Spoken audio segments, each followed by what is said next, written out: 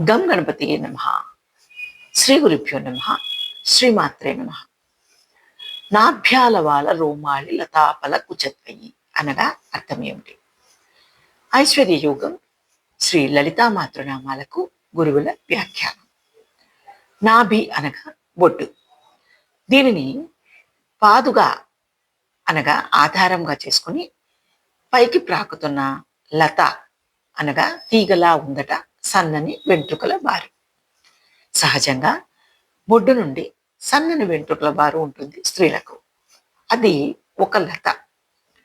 లతకు కాసిన రెండు ఫలాలు అన్నట్లు అమ్మవారి స్తనాలు కనపడుతున్నాయి.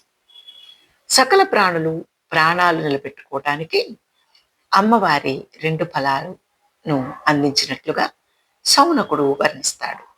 ఇవి సాధారణంగా భూమిపైన పుట్టి పెరిగే లతలిచ్చే ఫలాలు కావు.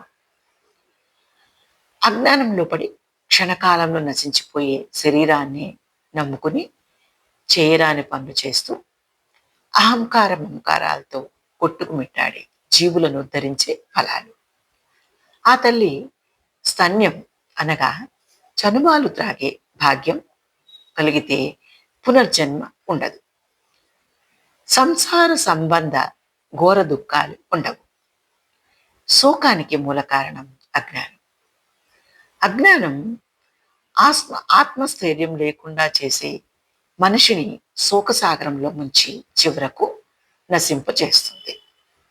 నమ శివాయ చ నమ శివాయ. బలం గురోర్ ప్రవర్ధత.